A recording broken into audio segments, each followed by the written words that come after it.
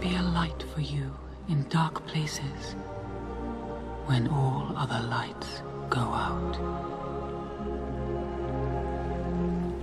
Hey guys, it's DCHL Devin here, and welcome to another episode of A Light in the Dark.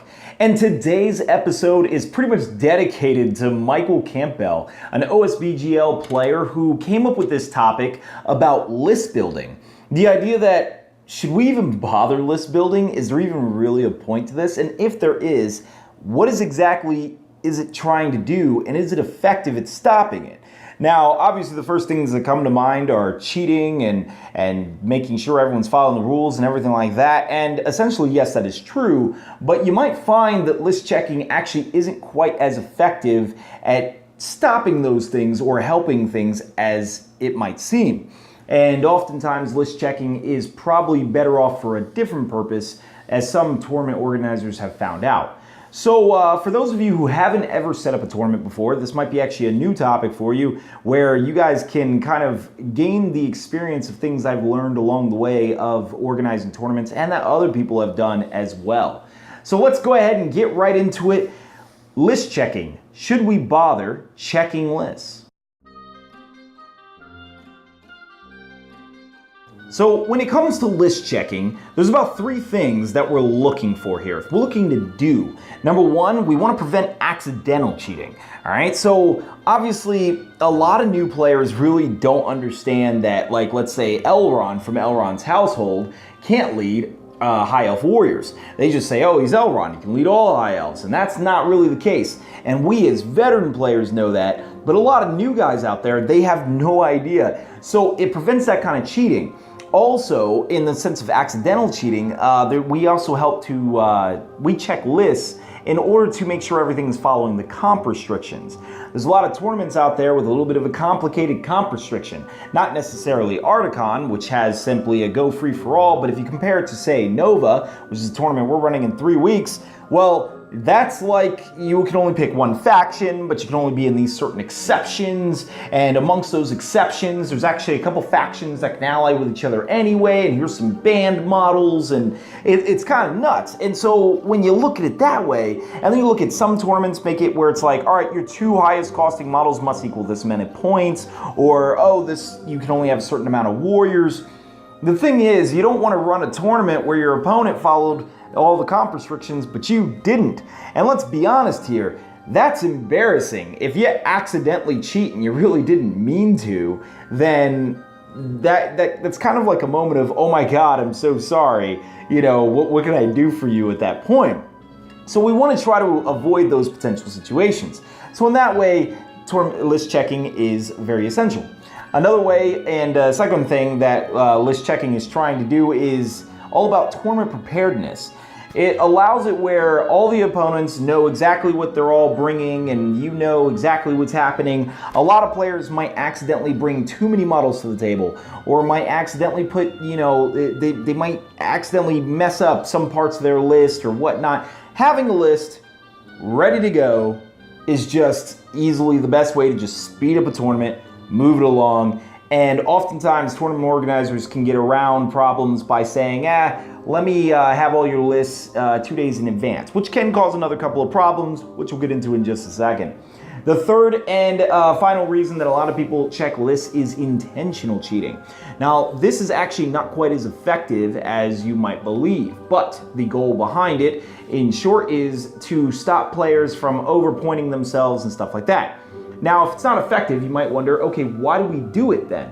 Well, it's integrity. The thing is, there are competitive players in a tournament. Now, before I go there, a vast majority of players are not competitive at tournaments. This might sound really weird, but actually, probably about 80% of players would just be happy if they won 2 games.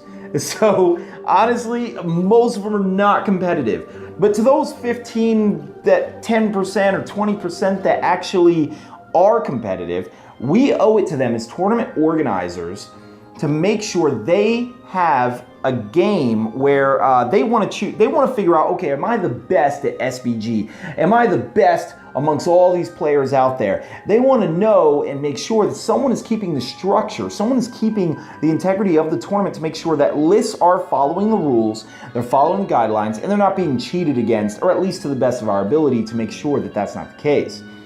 Now, as much as fluff players like to argue, well, tournaments aren't always about competitive players, well, you still have to take them into account. Competitive players are part of the community, and hence they must be taken care of. I mean, it is a tournament organizer's job to take care of everybody, not just those who came there strictly to have fun.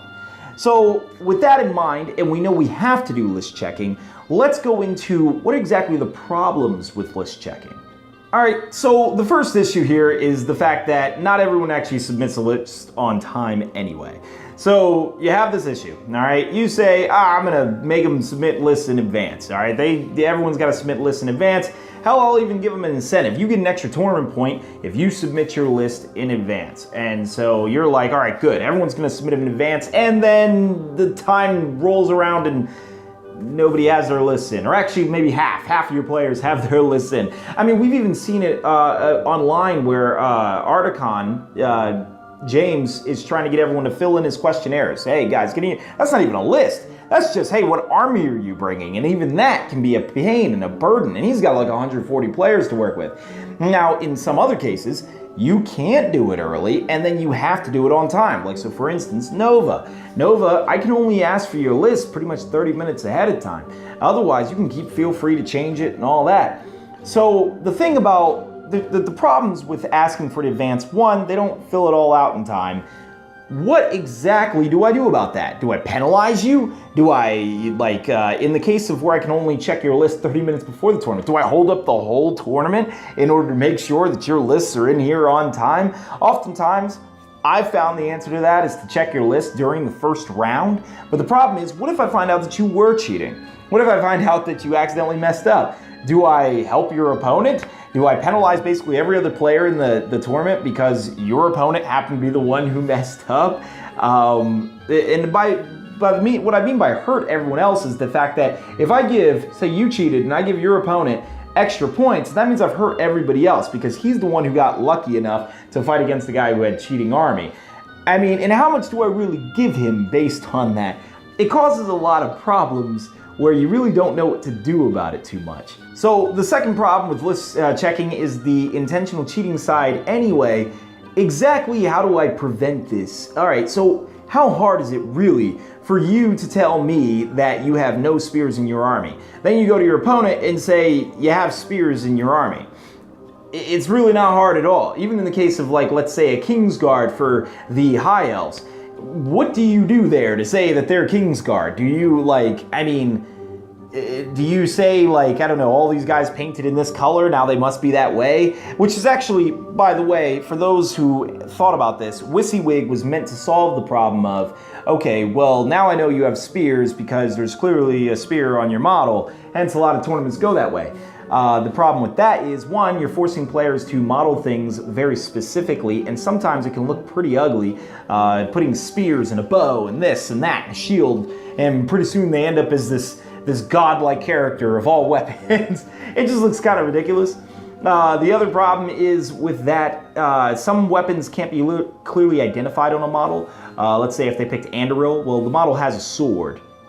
So is it a sword or is it Anduril? So sometimes WYSIWYG really doesn't even help with that. And one way tournament organizers have gotten around that is to say, all right, well, everyone has to type their lists in advance, and you have to have it where you can give it to your opponent, which in theory sounds good and all that, but there are still ways around this. An intentional cheater could get around this problem, either by, one, you don't know the rules itself. So for instance, we had an example where someone casted an Immobilize with Galadriel.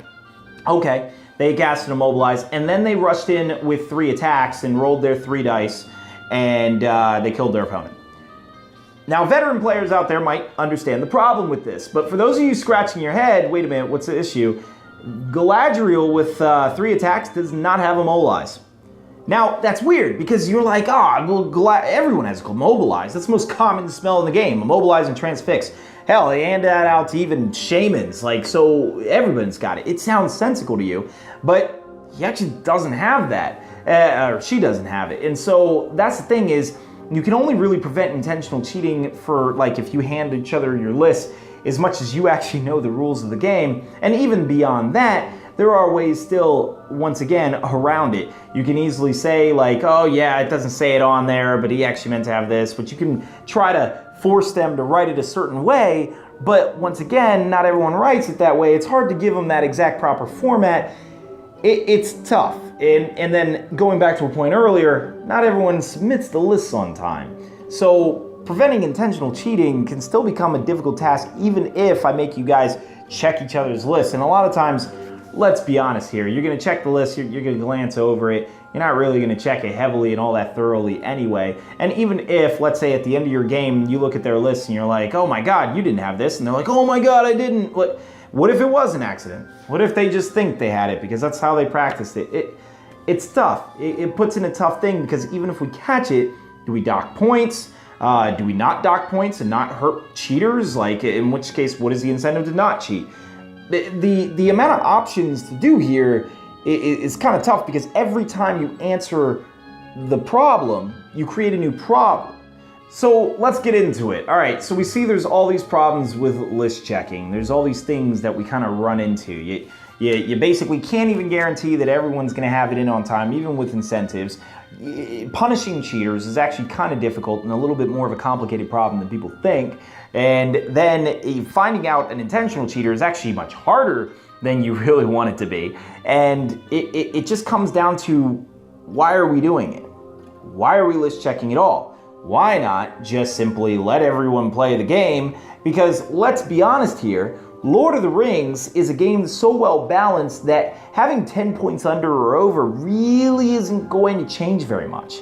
Even the rulebook itself acknowledges this and says that having a couple points over is unlikely to change really any game scenario, so you might as well just let them have it. Well, no. The thing is, tournament organizers still have to keep a certain aesthetic, certain structure to the tournaments. All right, so number one, list checking is actually not about catching intentional cheaters, in my opinion. I argue that list checking is actually meant to catch accidental cheating, all right? It's meant to help those players. And the thing is, it's very embarrassing. It's very embarrassing if you accidentally cheat and you didn't mean to, and you just happen to not know. So that is the point of list checking. Luckily, as far as the intentional side of cheating, honestly, most opponents aren't going to be phased. If you were going to win a tournament, then having, I'd say, around a margin of like 50 points. All right, 50 points. If your opponent had 50 points more than you, and you should probably still be able to beat them as a veteran opponent. Now, this is different, however, on top table.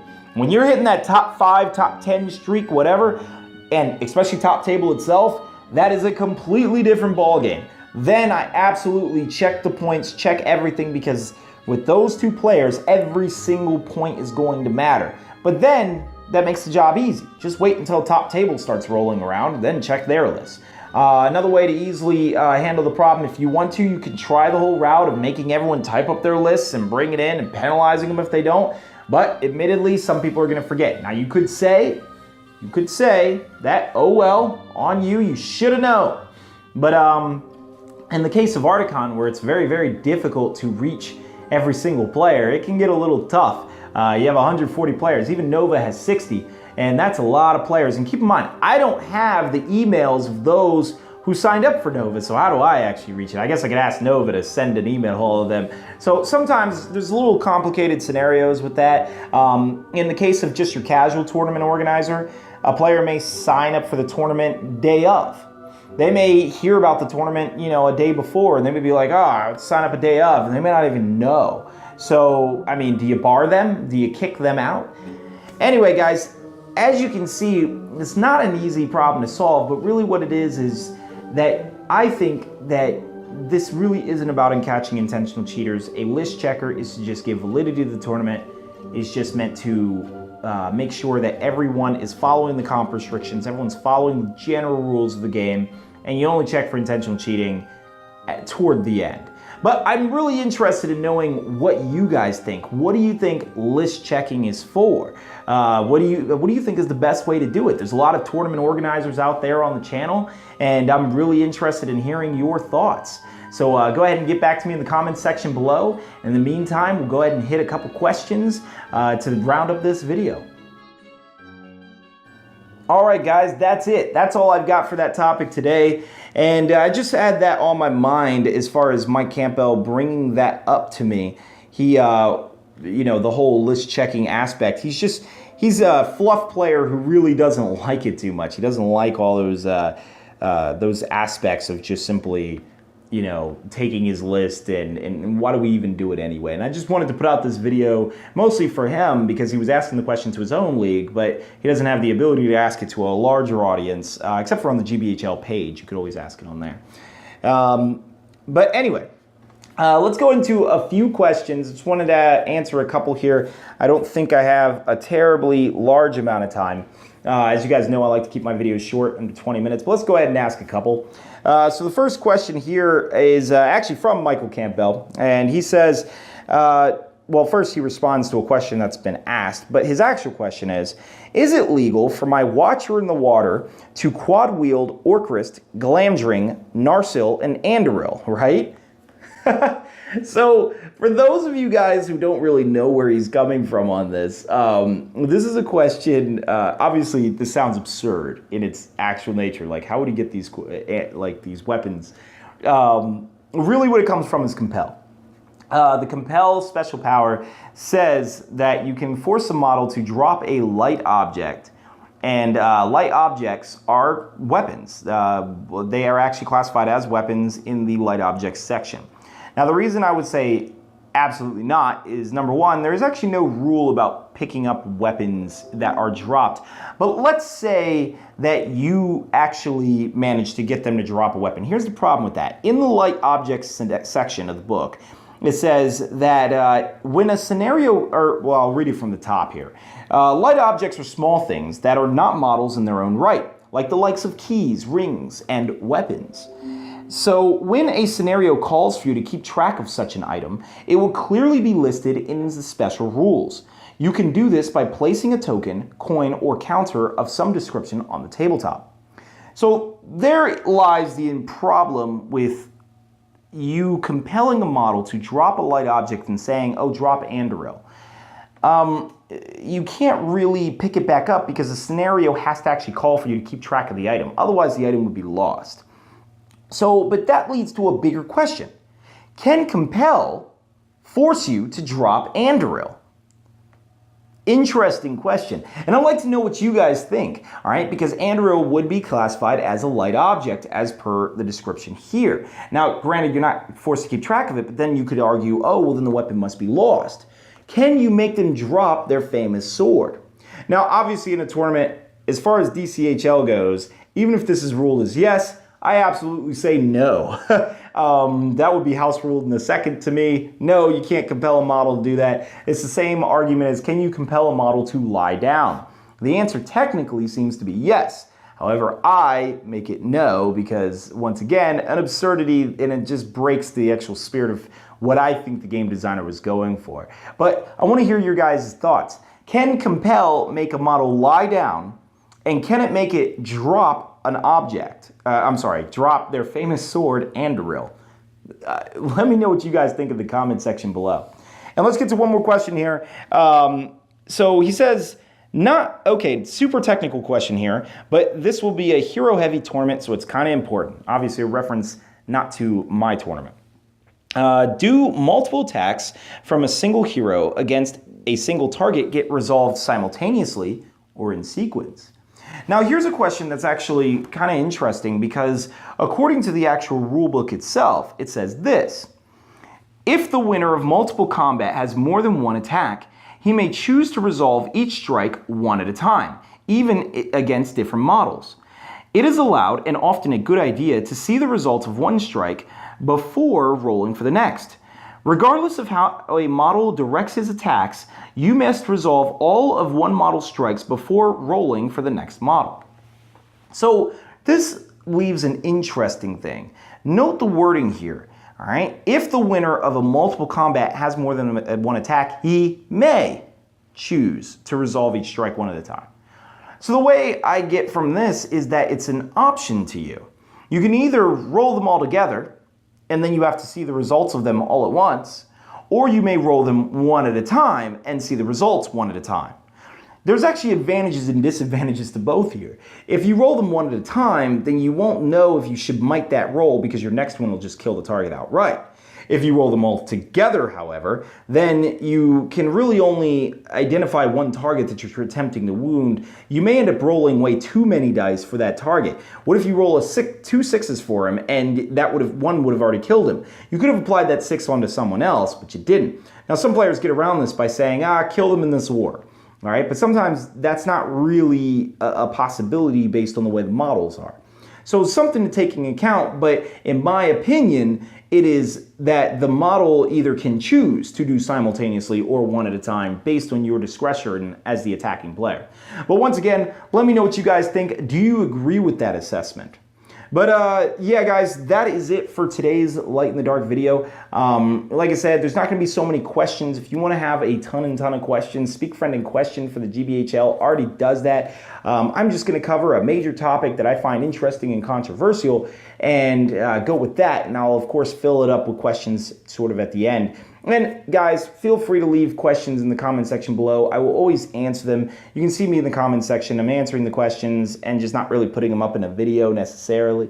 So feel free to still continue to ask and I'll answer them there. Until then, see you guys next time.